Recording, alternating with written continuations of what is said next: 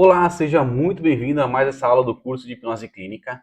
Agora, dando sequência ao nosso módulo de neurociência, né? A gente vai começar a estudar um pouquinho mais, ver a parte biológica da neurociência, ver como é formado o neurônio, as partes do neurônio. Enfim, sem mais delongas, né? Vamos lá. Mas antes, vamos pedir para você deixar aquele like, deixar um comentário, isso ajuda muito, né? Estamos chegando aí quase nos 1.000 inscritos, só faltam 952, né? Não, falando sério agora, tá? Se inscreva, deixa um comentário, deixa um like ou um dislike, tudo isso ajuda muito, tá? Dúvidas, coloque. Quer entrar no nosso grupo do WhatsApp?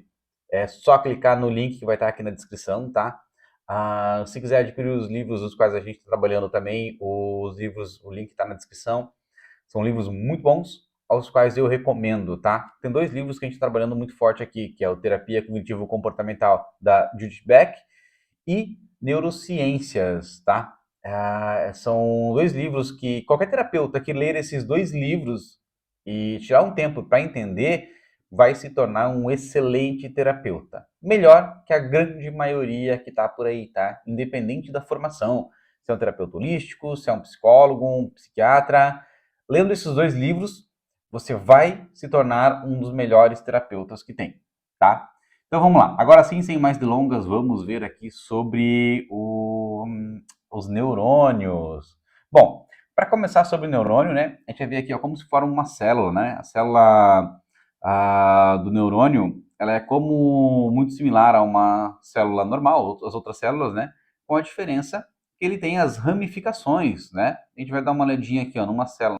Então vamos lá. Aqui ó, uma célula normal, né? Como essa aqui é o que a gente está vendo, é uma célula humana normal, no caso, né? Aqui e aqui a gente tem o neurônio. Qual a diferença entre elas, no caso, né?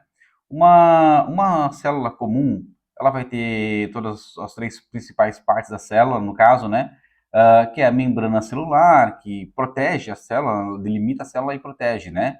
O citoplasma, onde estão as organelas, e o núcleo, que é responsável pela reprodução da célula. Então, aqui, ó, em volta, né?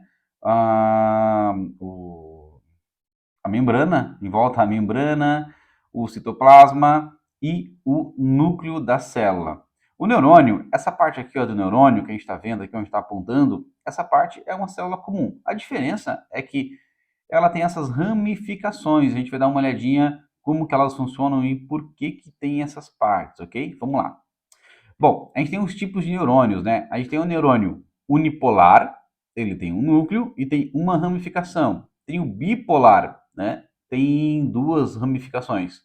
O pseudo-unipolar e o multipolar, né? São os formatos dos neurônios, tá? Vamos lá. Aqui, ó, o axônio, né? Essa parte é o que a gente chama assim, prolongamento, é o que a gente chama de axônio.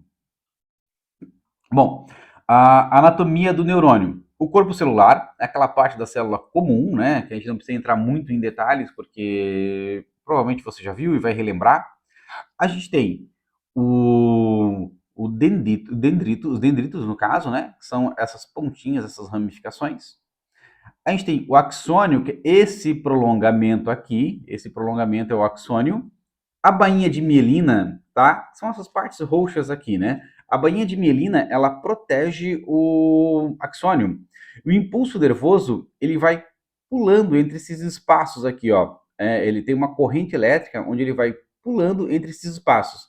Isso acontece, tá? Porque o impulso nervoso se torna mais eficiente do que se ele fosse, se a corrente elétrica passasse exatamente por dentro do axônio. Então ele é mais eficiente ao fazer esses saltos aqui, ele é mais rápido, mais eficiente no caso, né?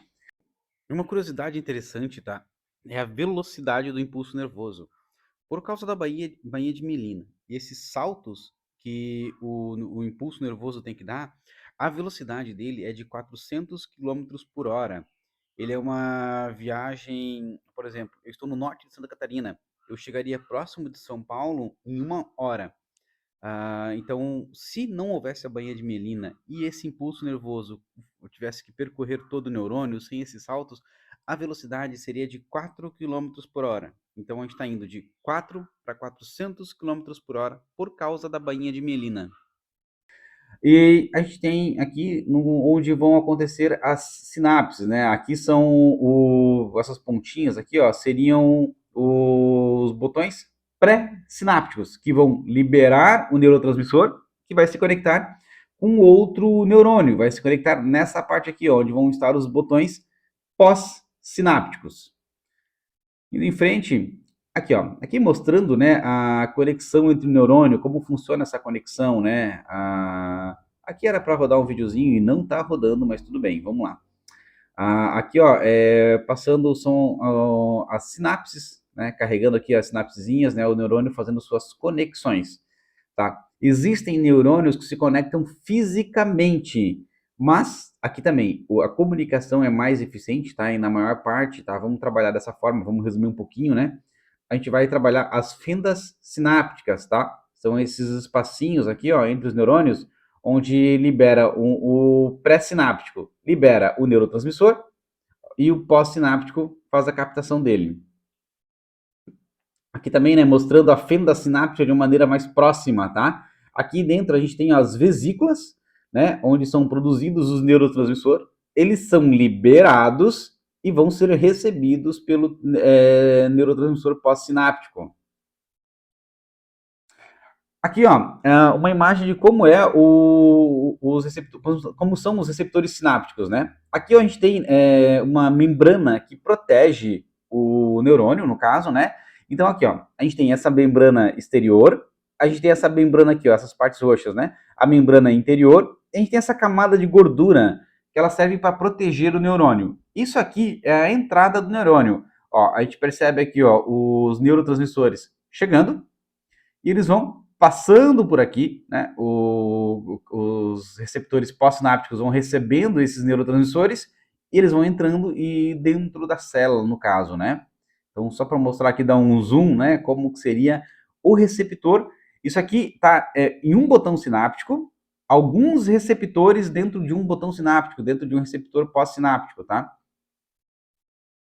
E aqui, ó, um desenho, né, uma explicação melhor de como funciona, tá? Aqui, inclusive, isso aqui a gente vai usar esse desenho aqui, ó, para explicar muito bem a formação de vícios. Como eu já falei, a gente vai entrar bem a fundo nisso, né? Então, aqui, ó, aqui é um botão sináptico de glutamato, tá? Então, aqui, ó, a gente tem o terminal pré-sináptico, as vesículas onde é produzido aqui o glutamato, aqui está o glutamato sendo liberado. E aqui, ó, a gente tem dois tipos de receptores. Tem os receptores AMPA, que são esses azulzinhos, e o NMDA. Aqui é interessante que, assim, ó, esse NMDA, ele não pode receber, ele não é para entrar nada nele. Então, aqui tem uma molécula, tá? Tem uma molécula de magnésio que tranca a entrada dele. Só que olha só o que acontece. Quando sobrecarrega aqui, ó, de receptor, aqui a gente está falando do glutamato, né? Quando sobrecarrega, quando tem muito neurotransmissor aqui, o que vai acontecer? Eles vão entrar, eles vão saturar essas entradas, né? Esses receptores AMPA, e eles vão expulsar, os receptores vão, perdão, os receptores não, ele vai expulsar, no caso, essa molécula que tem aqui, né, que está tampando a entrada desse receptor NMDA, vai começar a entrar por aqui também o glutamato, aqui no caso, que é o neurotransmissor que a gente está olhando aqui no caso, né? O glutamato vai entrar aqui, ele vai produzir aqui a proteína quinase, né? Eles vão fazer vai acontecer um processo aqui, ó, que vai produzir novos receptores AMPA. Esses receptores AMPAs, eles vão ser produzidos aqui dentro e eles vão se prender à membrana do neurônio aqui, né, do botão sináptico. E o que vai acontecer? Aqui, ó, explicando um vício já só para entrar, tá, rapidinho, né, para você já se preparar para quando tiver isso, você vai entender bem detalhadamente. Olha só que interessante. Ele vai ficar, esse botão sináptico, ele vai ficar mais suscetível, ele vai ficar mais sensível para receber os neurotransmissores. Por exemplo, aqui, ó, vamos supor, a gente tinha um receptor aqui, né, um número aleatório, a gente tinha um receptor AMPA, que é onde vai entrar. Então, essa conexão neural, ela ainda está fraca, né? Então, aqui a gente trabalha um pouco a lei de Hebb, tá? Você já conhece a lei de Hebb, né? Neurônios que disparam juntos se conectam. Então, o que acontece? Quando a gente está criando uma conexão sináptica, uma memória, um vício, uma lembrança, um hábito, o que acontece? Você cria uma rede neural, né? Isso aqui está acontecendo em milhares de neurônios ao mesmo tempo. E aqui a gente está vendo um botão sináptico de um neurônio. Só que são milhares de neurônios se conectando ao mesmo tempo. Uma rede neural, né? Então, o que vai acontecer? Por exemplo, vamos usar o exemplo de um vício. A pessoa está passando, a pessoa não bebe, não costuma beber, está no trabalho, as pessoas falam assim, vamos lá tomar uma cerveja, vamos lá tomar uma cerveja depois do trabalho. Vamos. A pessoa vai e aquilo é gostoso. Ela cria uma memória, ela cria uma sensação de prazer aquilo.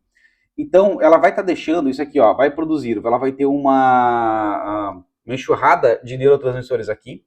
Esses neurotransmissores vão saturar, eles vão fazer esse receptor NMDA expulsar a molécula de magnésio, vai começar a entrar neurotransmissor por aqui também, vai produzir ali a proteína quinase, né?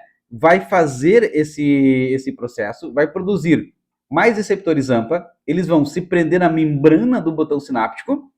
Então, na próxima vez que você teve uma emoção positiva relacionada àquilo, na próxima vez você não precisa mais ter tanto incentivo. Por quê? Liberando esses receptores, esses neurotransmissores, alguns se perdem. Só que agora, esse botão sináptico, tá? Aqui um botão sináptico só, tá? Então imagina milhares ou milhões até de botões, né, entre os neurônios. Eles vão ficar mais sensíveis ao mesmo processo, né? Por exemplo, você vai liberar a mesma quantidade de neurotransmissores e ele vai captar de maneira muito mais efetiva. E aí você vai começar a produzir mais neurotransmissores, vai continuar saturando igual, vai expulsar aqui a molécula de magnésio, vai começar a produzir mais receptores AMPA que vão receber aqui no caso é o glutamato, né? Mas vão receber o neurotransmissor e vai encher cada vez mais aqui ó, de receptores AMPA, que são os que vão receber o neurotransmissor. Aí o que vai acontecer aqui? Quando uma pessoa, aqui num processo de vício, tá? Nós vamos explicar isso mais detalhadamente, é só para você entender, aqui é só para ilustrar um pouquinho, né? O que vai acontecer? Uma pessoa que é viciada em álcool, passar na frente do bar é o suficiente para ativar, tá? Essa rede neural já está sensível o suficiente para pouquíssimo neurotransmissor já ativar aquela rede neural, porque tem muitos receptores, receptores AMPA aqui no caso, né? Então, primeiro alguém tinha que te convidar para ir no bar tomar uma cerveja. Depois de um tempo, você vai sozinho, porque só passar na frente do bar ou lembrar já te dá uma vontade de ir lá beber. Isso também funciona com outros tipos de vício, no caso, né? E assim também funciona com comportamentos, tá? Os comportamentos funcionam da mesma maneira. Talvez algumas pessoas já vão ter percebido uma coisa aqui também, tá? Do mesmo jeito que a gente usa isso para explicar a formação de um vício, a gente explica também um hábito, tá? Um vício, na verdade, ele não passa de um hábito muito enraizado, muito forte, né? Mas também, aqui a gente começa a juntar com a terapia cognitivo-comportamental. E talvez você se lembre, lá no módulo TCC, a gente falou um pouquinho sobre dessensibilização, né, dessensibilização sistemática e outras abordagens que vão fazendo a pessoa se acostumar a um estímulo. Né? Então, um trauma, uma ansiedade, um gatilho que dispara uma ansiedade, a depressão, tá? Também funciona dessa forma. E olha só que interessante.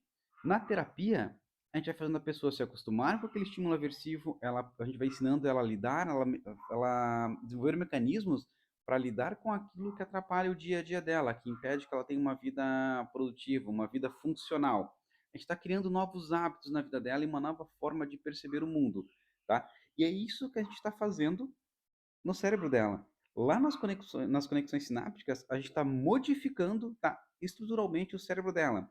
Então, pensa só, uma terapia da fala, tá? A gente está conversando com o paciente, desenvolvendo abordagens que estão alterando o cérebro dele de forma plástica, né? Então, aqui a gente começa a juntar os conhecimentos. A gente sabia que a terapia cognitivo-comportamental tinha uma eficácia muito alta, mas a gente não sabia por quê. Quando a gente começou a conhecer detalhadamente os mecanismos de funcionamento do cérebro, a gente começou a perceber o porquê que essas abordagens funcionavam. E agora a gente vai fazer uma viagem aqui pelos neurônios, né? Olha só, aqui o neurônio funcionando, né? Os neurônios funcionando, o impulso elétrico percorrendo o neurônio, um vídeo conceitual. Aqui, ó, o neurônio, o impulso elétrico percorrendo apenas um neurônio, né? Olha só, vamos olhar de novo detalhadamente. Olha só, em câmera lenta então, né? Saiu ali recebeu a comunicação, pulou pela bainha de mielina e chegou lá no receptor pré-sináptico, onde vai liberar os neurotransmissores, né? E aqui, ó, percorrendo todo o neurônio, o impulso elétrico fazendo a comunicação. É a magia da ciência. E agora, novamente, um zoom, né? Entre os botões sinápticos, ó, liberando os neurotransmissores, o botão pós-sináptico recebendo os neurotransmissores, né? Bem detalhadamente como acontece, tá? Aqui, uma rede neural. Lembrando que são milhares de neurônios que se conectam para cada cognição, para cada pensamento, para cada função. E esses milhares de neurônios formam milhões de conexões. E aqui, né, o cérebro funcionando a toda, está acontecendo o tempo todo, 24 horas por dia, o tempo todo o nosso cérebro está trabalhando. Aí tem aquela falácia, né, de que a gente utiliza apenas 10% da capacidade do cérebro. A gente ainda não sabe a total capacidade do cérebro, mas nós utilizamos ele todo. Né? Basicamente, a gente pode dizer que usa toda a capacidade do cérebro, tá? Porque a gente utiliza ele o tempo todo e cada região tem uma função específica.